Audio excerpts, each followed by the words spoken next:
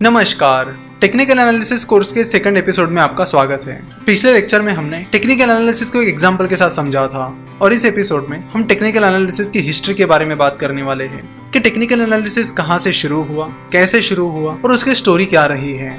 17वीं और 18वीं सदी में ओसाका नाम की सिटी जापान का बिजनेस कैपिटल थी।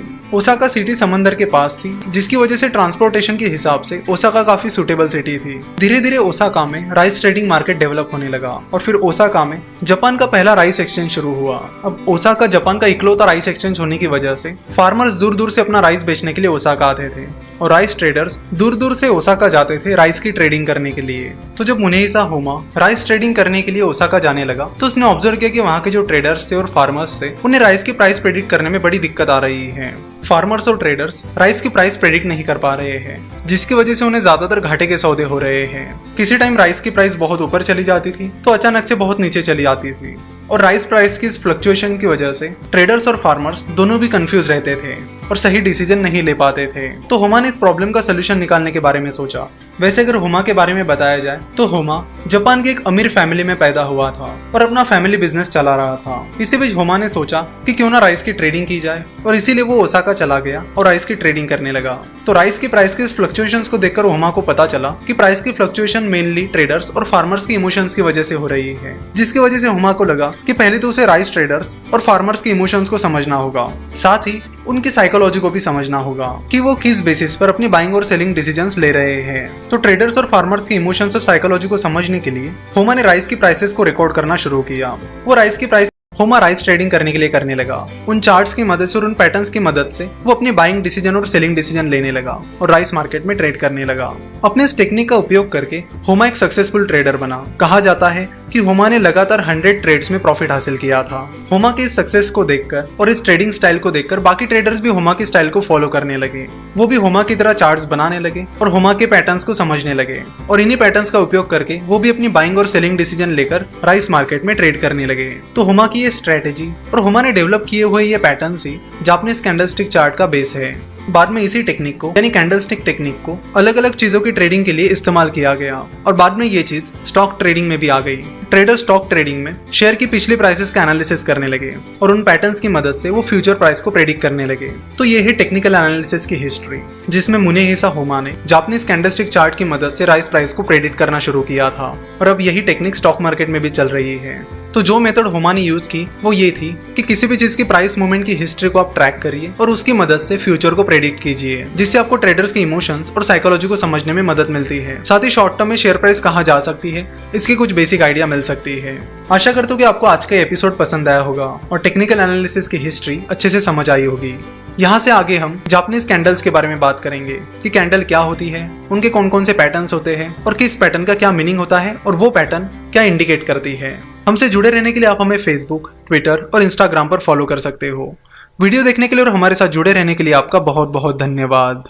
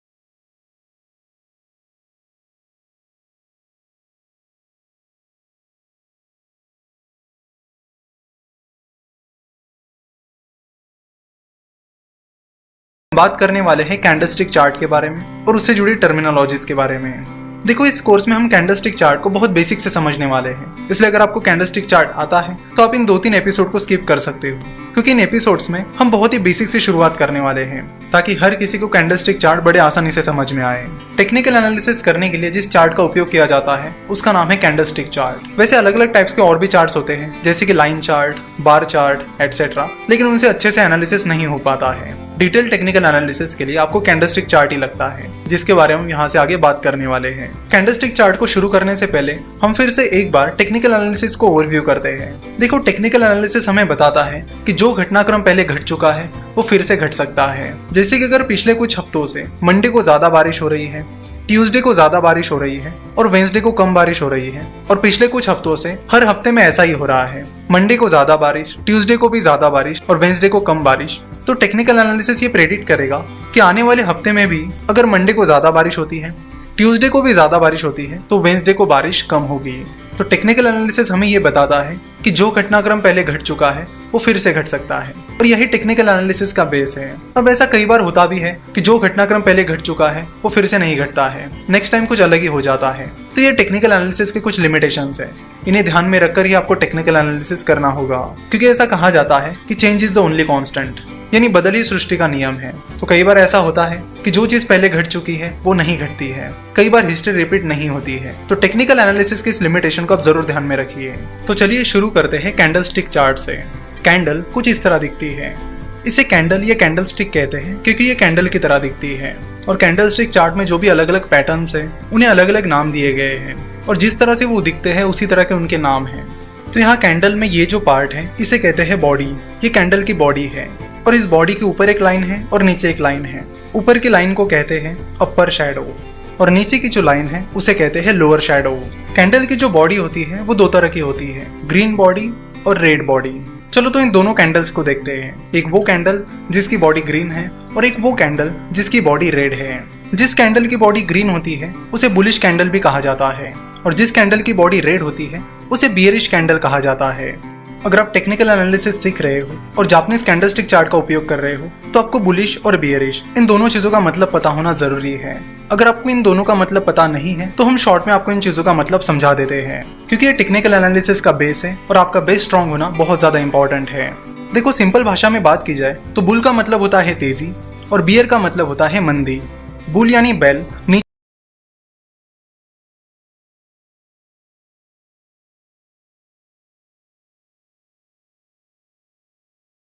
लगती है तो उसे बियरिश पैटर्न कहते हैं। तो इस तरह बुल और बियर एक दूसरे के अपोजिट होते हैं। बुल मतलब शेयर प्राइस ऊपर जा रही है, वही बियर मतलब शेयर प्राइस नीचे जा रही है। तो इससे आपको पता चल ही गया होगा कि बुलिश कैंडल का मतलब क्या होता होगा और बियरिश कैंडल का मतलब क्या होता होगा।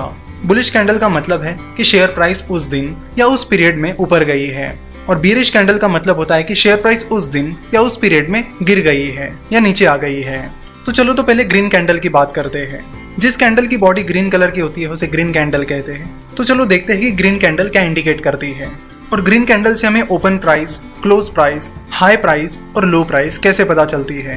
तो चलिए देखते हैं। चलो मान लेते हैं कि ये ग्रीन कैंडल किसी पर्टिकुलर डे का ग्रीन कैंडल है।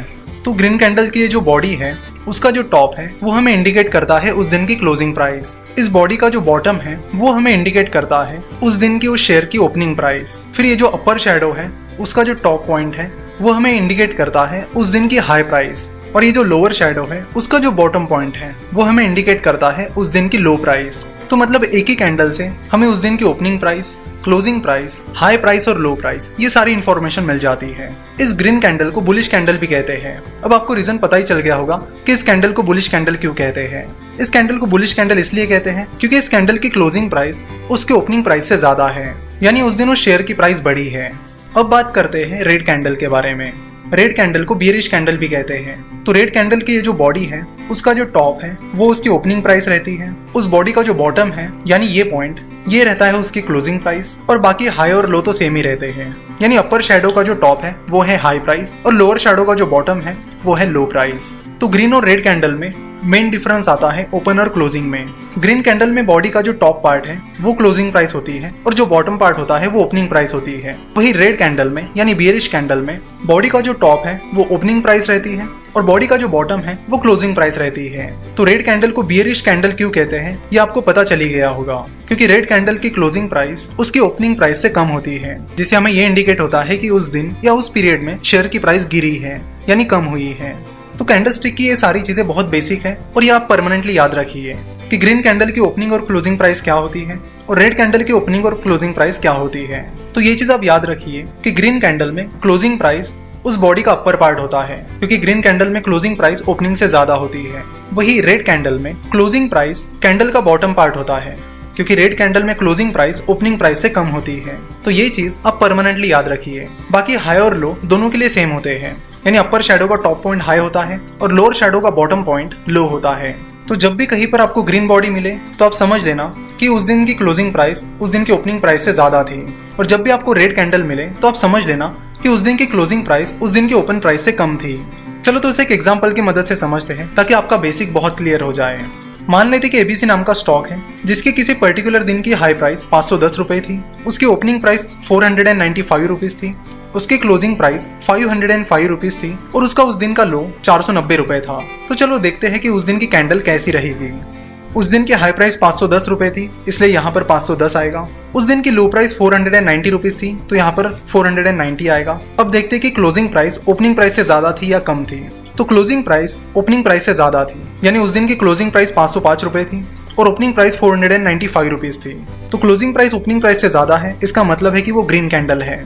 तो 505 उस कैंडल की बॉडी का टॉप पार्ट रहेगा और 495 जो कि उस दिन की ओपनिंग प्राइस थी वो उस कैंडल की बॉडी का बॉटम पार्ट रहेगा। वही अगर किसी दिन उस शेयर की हाई प्राइस 510 रुपए होती, ओपनिंग प्राइस 505 रुपए होती, क्लोज प्राइस 495 रुपीज होती और लो प्राइस 490 रुपीज होती, तो फिर वो कैंडल कैसे दिखती। तो उस दिन की हाई प्राइस 510 रुपए थी जो कि अपर शैडो का टॉप पार्ट रहेगा। उस दिन की लो प्राइस 490 रुपीज थी जो कि लोअर शैडो का बॉटम पार्ट रहेगा। अब उस दिन की क्लोजिंग प्राइस उस दिन की ओपनिंग प्राइस से कम थी, यानी क्लोजिंग प्राइस 495 रुपीज थी, वही ओपनिंग प्राइस 505 रुपीज थी। तो यहाँ पर क्लोजिंग प्राइस ओपनिंग प्राइस से कम थी, इसलिए ये रेड कैंडल बनेगी और उसकी क्लोजिंग प्राइस उस बॉडी का बॉटम पार्ट रहेगी और उसकी ओपनिंग प्राइस उस कैंडल की बॉडी का टॉप पार्ट रहेगी। आशा करते कि आपको कैंडल अच्छे से समझ में आ गई होगी और अब आप आसानी से पहचान पाओगे कि रेड कैंडल में ओपनिंग प्राइस क्या होती है और क्लोजिंग प्राइस क्या होती है, साथ ही ग्रीन कैंडल में ओपनिंग प्राइस क्या होती है और क्लोजिंग प्राइस क्या होती है। नेक्स्ट पार्ट में हम आगे बढ़ेंगे और कुछ इंटरेस्टिंग पैटर्न्स के बारे में बात करेंगे। आशा करता हूँ कि इस एपिसोड में हमने जिन बेसिक्स के बारे में बात की वो आपके क्लियर हो गए होंगे, और इस एपिसोड में हमने जो बेसिक्स के बारे में बात की है वो क्लियर होना कैंडलस्टिक सीखने के लिए बहुत ज्यादा इंपॉर्टेंट है, इसलिए हमने कुछ चीजें एक दो बार रिपीट भी की है। आशा करता हूँ कि आपको आज का ये एपिसोड पसंद आया होगा। स्टॉक एपिसोड में हमने कैंडलस्टिक के बारे में बात की थी और बेसिकली ग्रीन और रेड कैंडल को समझा था। आज हम वहां से आगे बढ़ेंगे। तो किसी भी कैंडल की जो बॉडी होती है वो बहुत इंपॉर्टेंट होती है। बॉडी से हमें दो चीजें पता चलती है, उस दिन की या उस पीरियड की ओपनिंग प्राइस और उस दिन की या उस पीरियड की क्लोजिंग प्राइस। और बॉडी के कलर से हमें पता चलता है कि वो बुलिश कैंडल है या बियरिश कैंडल है। तो कैंडल स्टिक टेक्निकल एनालिसिस के लिए बहुत ही ज्यादा इंपॉर्टेंट है, क्योंकि बस एक कैंडल को देखकर आपको बहुत सारी चीजें पता चल जाती हैं और इसीलिए आप ट्रेंड के बारे में पता कर पाते हो कि बुलिश ट्रेंड चल रहा है या फिर बियरिश ट्रेंड चल रहा है। शेयर की ओपनिंग प्राइस, क्लोजिंग प्राइस, लो और हाई को चेक करने के लिए आपको उनकी प्राइसेस चेक करने की जरूरत नहीं होती, आप बस कैंडल की मदद से वो सारी इन्फॉर्मेशन हासिल कर सकते हो। सो जिन रेड और ग्रीन कैंडल्स के बारे में हमने बात की, उनके अलावा भी कई सारी अलग अलग शेप्स और स्ट्रक्चर की कैंडल्स होती हैं, जिन्हें वन बाय वन अब हम समझेंगे। और ये कैंडल्स हमें ट्रेडिंग करने के लिए बहुत ज्यादा इंपॉर्टेंट इन्फॉर्मेशन प्रोवाइड करती है। इन कैंडल्स की मदद से आप पता कर सकते हो कि आपको कब एंट्री लेनी चाहिए, कब एग्जिट लेनी चाहिए और आपका स्टॉप लॉस क्या होना चाहिए। तो सबसे पहली कैंडल ये है। इस तरह के कैंडल्स के बारे में हमने पिछले एपिसोड में ही बात की थी। जो ग्रीन और रेड कैंडल की हमने बात की थी उसका भी स्ट्रक्चर ऐसा ही था। अगर इस ग्रीन कैंडल की बात की जाए जो कि एबीसी कंपनी की कल की कैंडल है, तो उससे हमें यह समझ में आता है कि कल एबीसी कंपनी के शेयर प्राइस में अच्छी खासी मूवमेंट थी और एबीसी कंपनी की क्लोजिंग प्राइस उसकी ओपनिंग प्राइस से काफी ज्यादा थी। सिमिलरली अगर इस रेड कैंडल की बात की जाए और अज्यूम किया जाए कि ये रेड कैंडल XYZ नाम की कंपनी की कल की कैंडल है, तो इससे हमें समझ में आता है कि XYZ नाम की कंपनी के शेयर प्राइस में कल अच्छी खासी मूवमेंट थी और कंपनी की क्लोजिंग प्राइस उसकी ओपनिंग प्राइस से कम थी।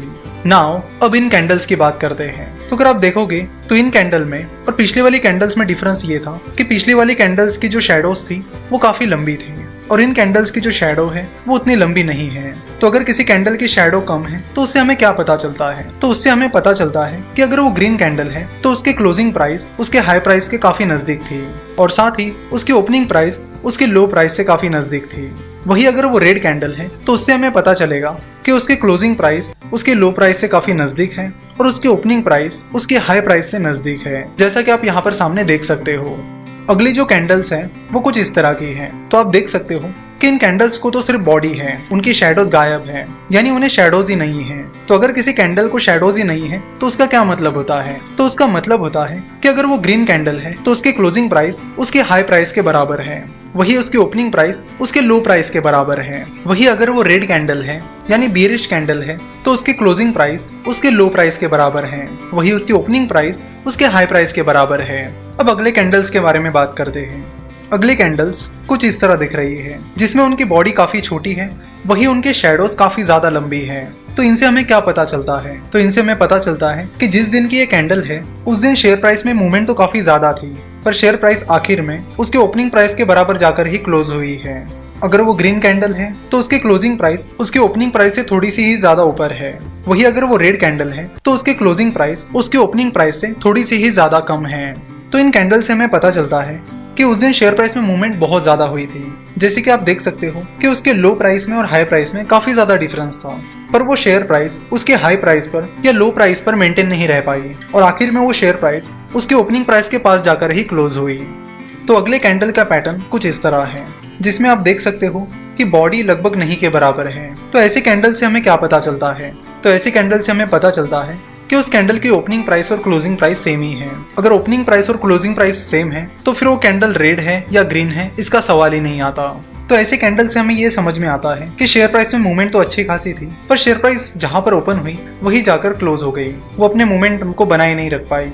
उसके बाद कुछ कैंडल इस तरह की होती है जिनमें लोअर शैडो ही नहीं होती।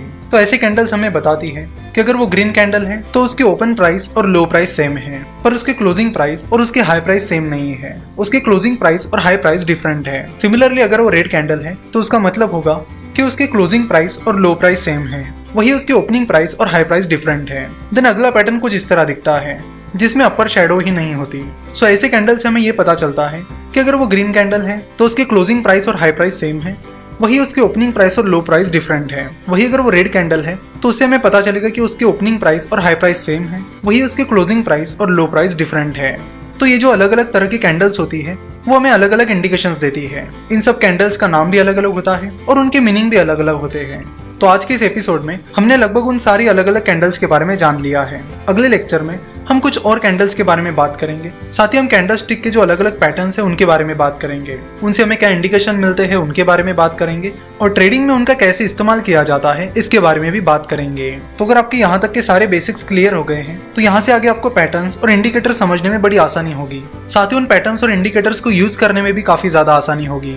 आशा करता हूँ कि आपको आज के इस वीडियो में जो भी बताया गया वो समझ में आया होगा। अब यहाँ से आगे के लेक्चर्स धीरे धीरे और भी इंटरेस्टिंग होते चले जाएंगे। आशा करता हूँ कि आपको वीडियो पसंद आई होगी।